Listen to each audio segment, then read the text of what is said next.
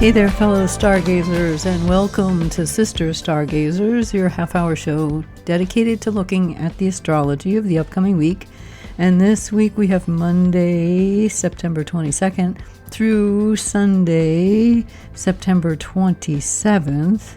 And the highlights of this week are we have the autumnal equinox, or the Libra equinox, I should say, which ushers in fall for the northern hemisphere and spring for the southern hemisphere, and we've got a lot of activity with Mars. So stay tuned. We'll be talking about all this and more coming up on Sister Stargazers.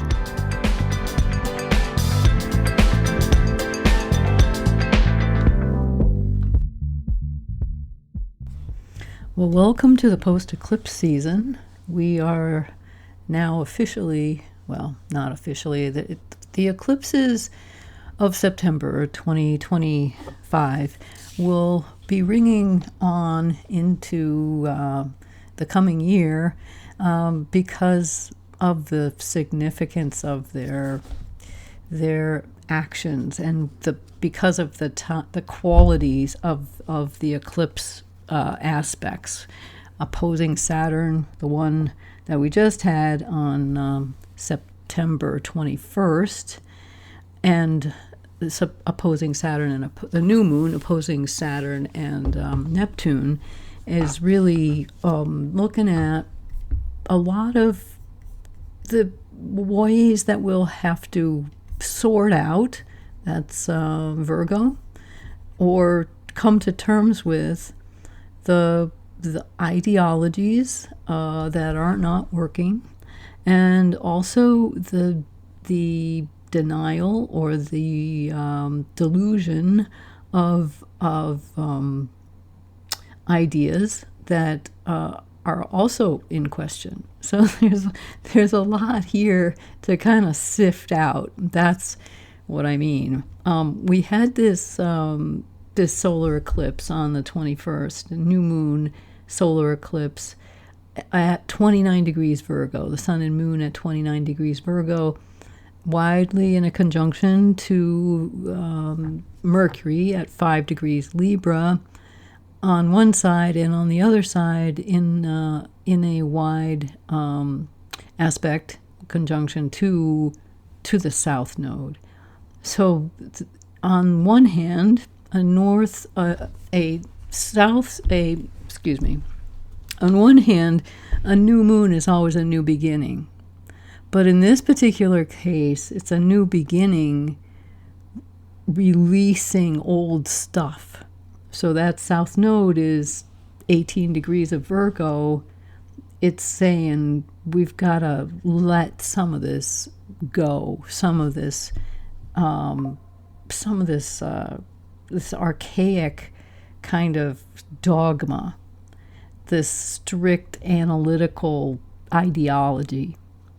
And on the other side, you've got the North Node in Pisces, which is conjunct Nessus, and also saying that there are consequences. There are the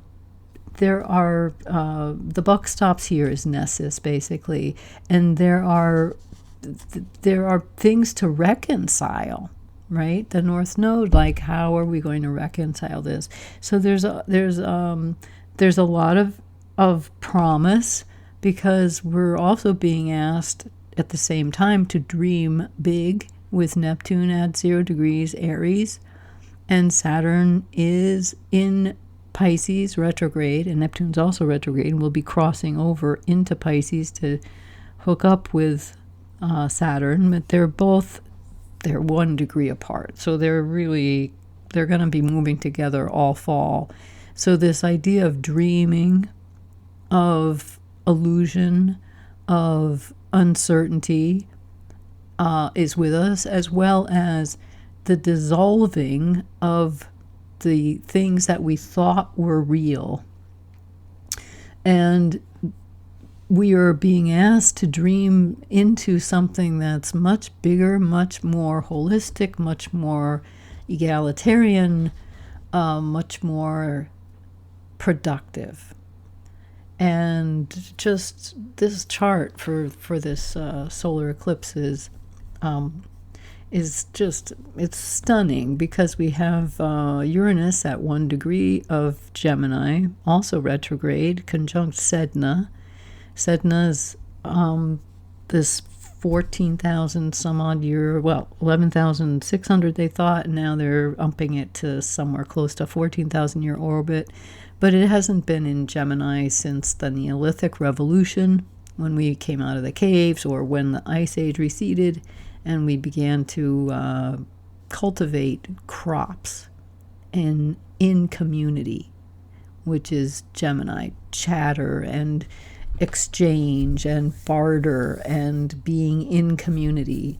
And Gemini and Uranus are upping the ante a little bit for community. Uranus being more like the kind of online, the digital community, right? So that those two are trine over to Pluto in Aquarius. And Pluto in Aquarius is also talking about community. Pluto in Aquarius is also talking about revolution.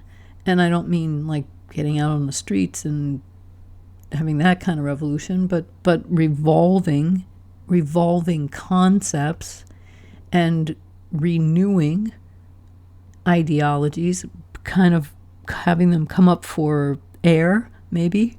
Aquarius, coming up for review. Are they working so good? Maybe, maybe not.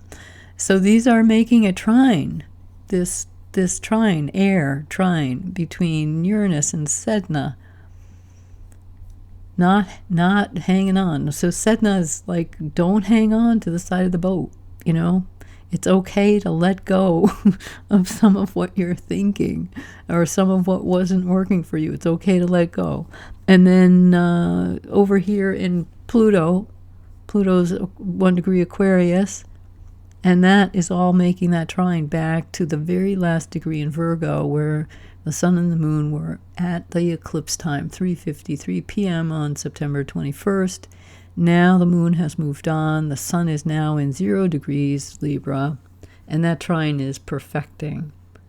So ideas, new ideas. We're on the verge of this. We're in this air trine right now.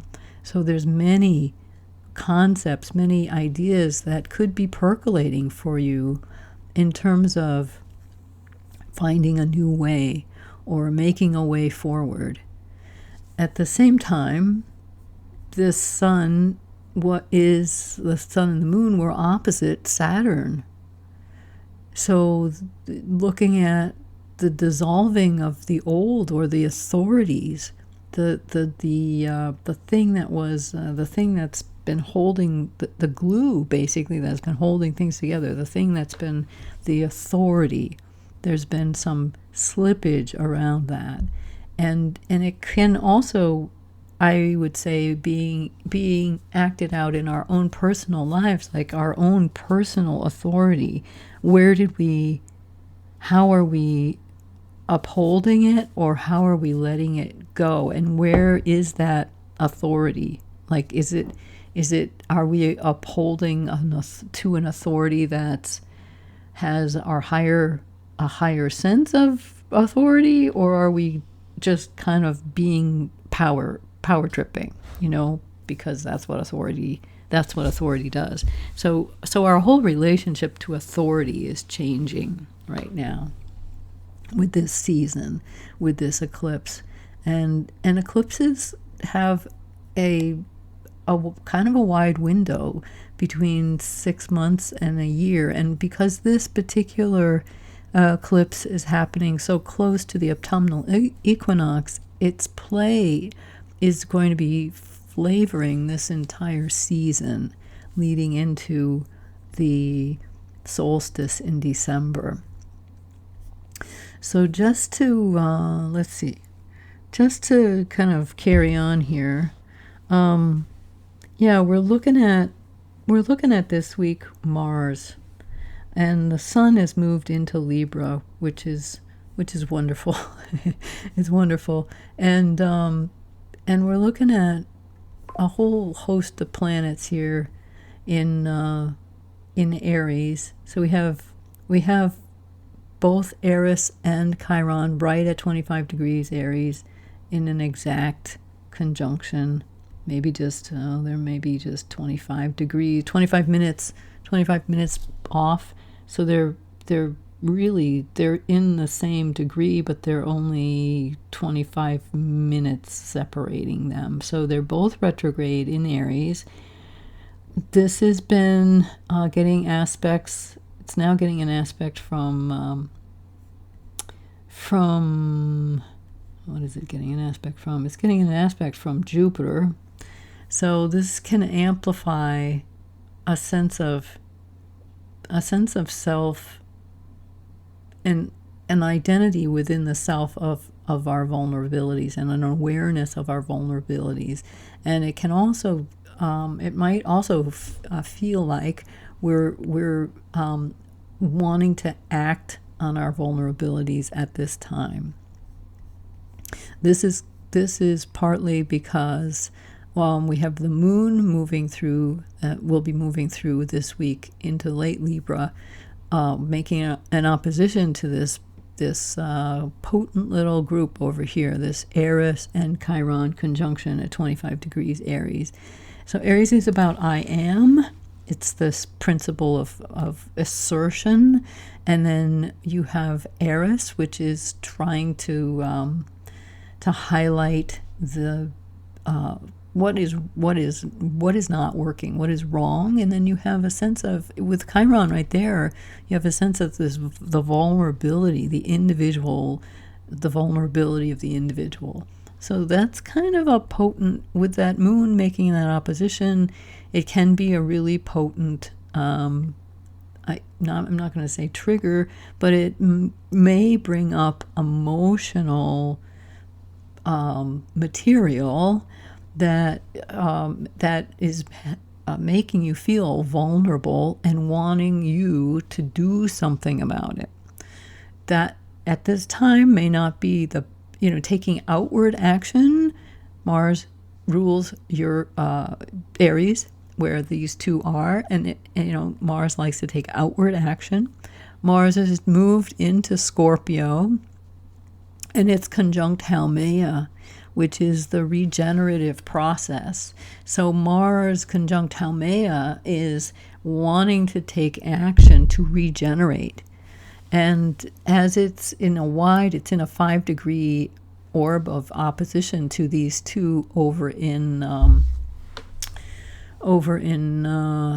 Aries, over in Aries, it can be kind of a tender time to just, the best thing might be to just sit with it. Just sit with what you're feeling and not acting on it. Especially as the moon moves through this part of Libra this week and makes an opposition to Aries, in Aries, Chiron and Eris, and then makes a conjunction on Wednesday to Mars. So I'm going to talk about that just in a minute here. And that could be, so Wednesday, there's so much that's packed with Mars that it could be just like a powder keg, like it's just, I don't even want to use that kind of language, but it could be like just a feeling like you've just got to do something, because there's a lot of pressure between Aries, Libra on one side and Aries on the other. So let's just break it down. So on Monday the 22nd, we've got Mars moving into Scorpio, and it's at 0 degrees on the 22nd, and it starts to advance quickly and makes a conjunction to Haumea, which I just spoke about. And Haumea is the dwarf planet that is named after the Hawaiian goddess of fertility and of the land, basically, and she is capable of regeneration. It's not like Pluto, which composts and turns things into their elements. Haumea creates out of from her body. So from her very body, she's able to produce the food, the fish, the flowers, the animals, the trees, the humans, whatever it is that Earth requires. So she's much like an Earth goddess, but just this regenerative quality and generative quality coming through her.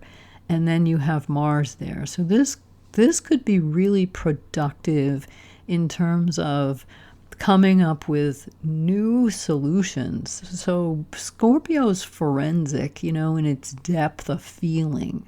And on the higher level of expression, this could mean taking and harnessing the energy of Mars, which rules Scorpio, and using it to fuel something, to regenerate and recreate something that is assisting with the redefinition of self and the healing of the self, in the inner self, the woundedness and the vulnerability of the inner self. On the highest level, that's what's possible. On the lower level, this regenerative force with Mars could be used for destruction, right? So it's a really powerful set of aspects this week, and conjunctions and alignments.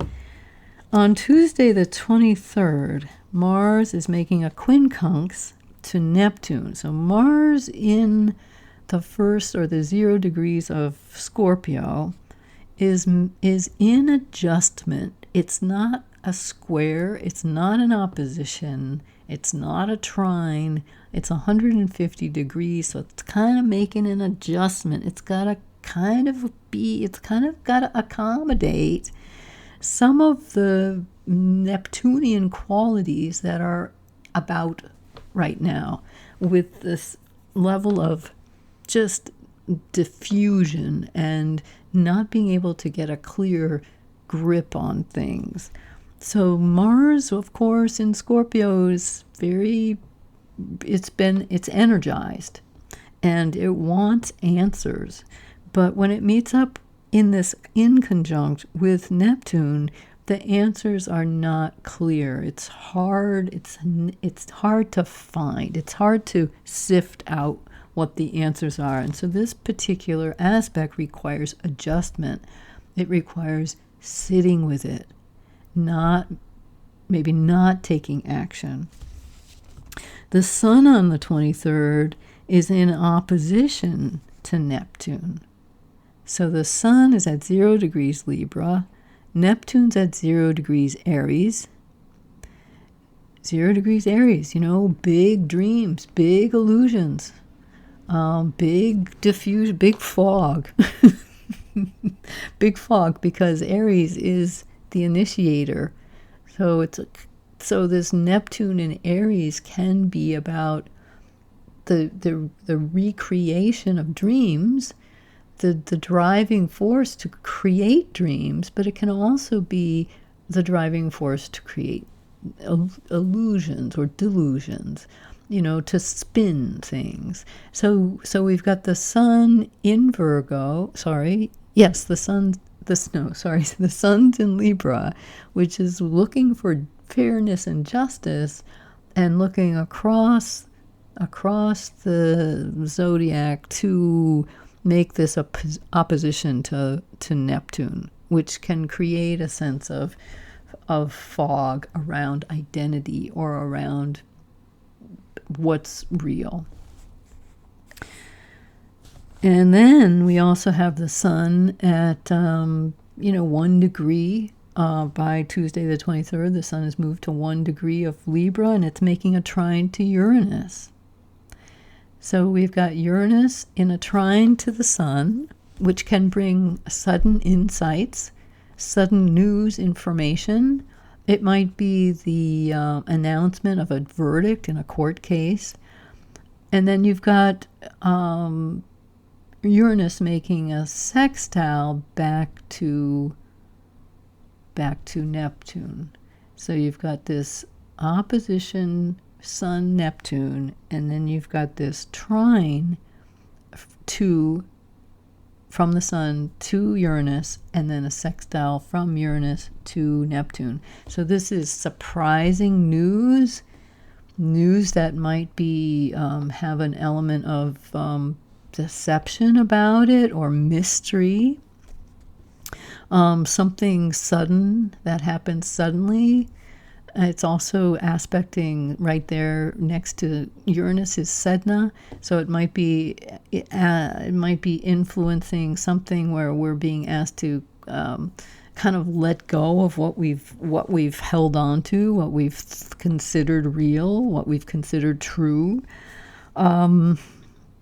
And it's an air trine. So Libra, Sun, air, trine to Uranus, Sedna in air, Gemini, and then making a sextile back to fire, 0 degrees, Neptune. So this is something sudden that comes up, something insightful, something somewhat mysterious, something that may not make sense, something that has to do with the law or legal cases or judgment of some kind. So Tuesday, so this whole week has kind of got some surprises in store, just because Uranus is involved and Mars is involved. On Wednesday, this is the day we really want to be in control of ourselves. Like, really don't let people push your buttons, because we have the Sun in Libra, again, making this trine over to Pluto. So the Sun is in a trine to Uranus, and then on Tuesday, the Sun will, and then on Wednesday, the Sun will be in a trine to Pluto, and we know that Pluto's in a trine to Uranus. So we have this air trine, which was somewhat in play during the eclipse, but it's now, with the Sun moved on into Libra, so the Sun was in last degree of Virgo, the Sun is now perfecting this trine. So this can be a spin. Air trines can be a spin of ideas. So with Pluto involved, there might be, not the intentions might not be all of that high and mighty, and the information comes suddenly, and again, it might have to do with laws, or it's just this air trine. It's just this kind of spinning, almost like a whirlwind. Also on Wednesday, the 24th of September, Mars in Scorpio is making an inconjunct to Uranus. So Mars made an inconjunct to Neptune on Tuesday, and on Wednesday, it's making an inconjunct to Uranus. So Mars is again needing to adjust. It's unwise for any action right now, because things are very unstable. The moon then will move into Scorpio. This is all happening Wednesday the 24th, and the moon will conjunct Mars. Now we're bringing in the element of personal emotions.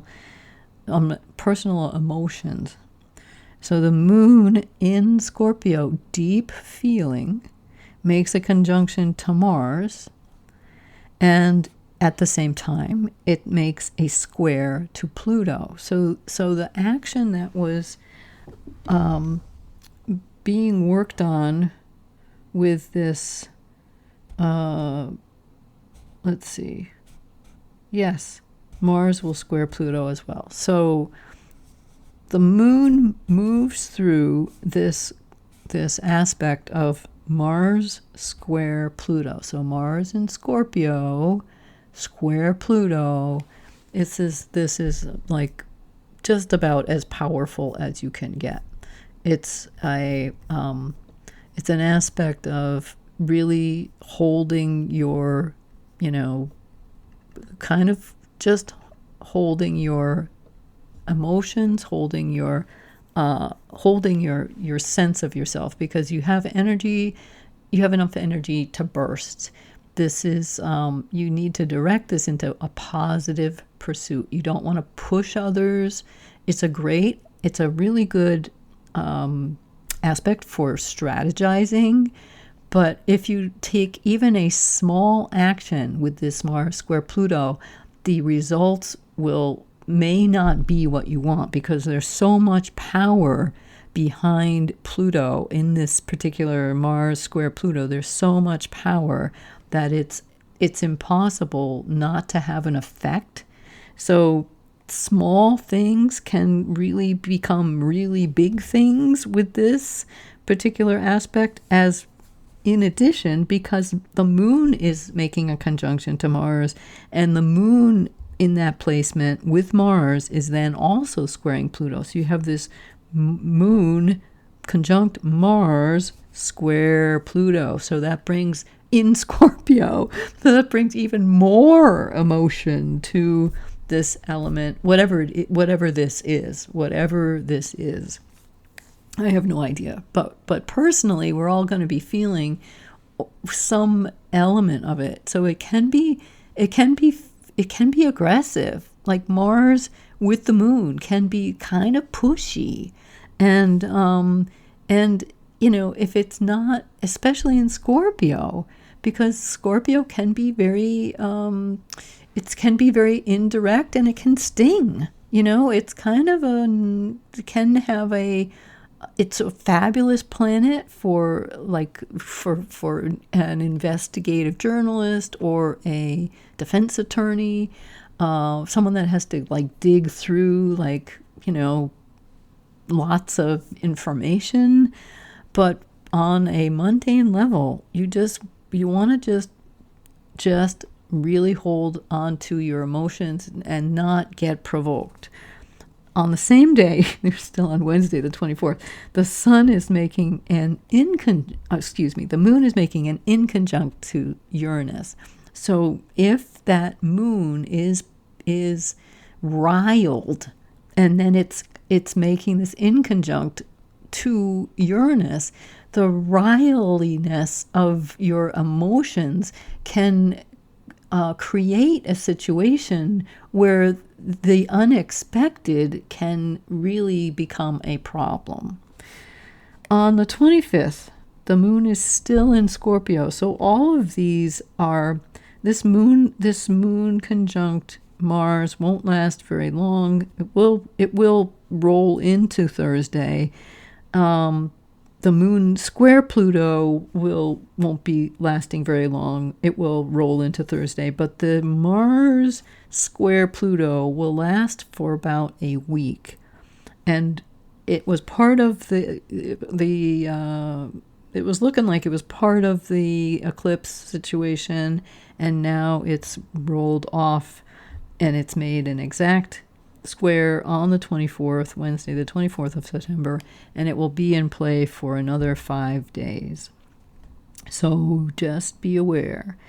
Then Thursday, we only have really the moon making aspects, which are not at all harsh, and but the moon remains in Scorpio. And then on Friday, the moon moves into Sagittarius. On Sunday, the moon makes a sextile to the sun, which is lovely. It will lighten things up a little bit. But you just want to be aware of that Wednesday, Thursday, actually Tuesday, Wednesday, Thursday, the 23rd, 24th, and 25th, where things could get a little dicey. You just want to make sure you're not being poked. And if you feel like you're being poked, make sure you ground yourself and take a breath and just put on your armor, your emotional armor. And if you need to, you can walk away. Nobody says you have to fight. And especially with folks that are not in their whole brain, that have the propensity to get riled up about things. As we leave the week, the sun makes a sextile. The moon and the sun make a sextile, which is lovely on Saturday. And on Sunday, the moon makes a sextile to Mercury, which will help us process the week. And then on Monday the 29th, we have a first quarter moon. So this week the moon is waxing. On the positive side, we still have time to make our new moon wishes. And so I just want to leave you with that.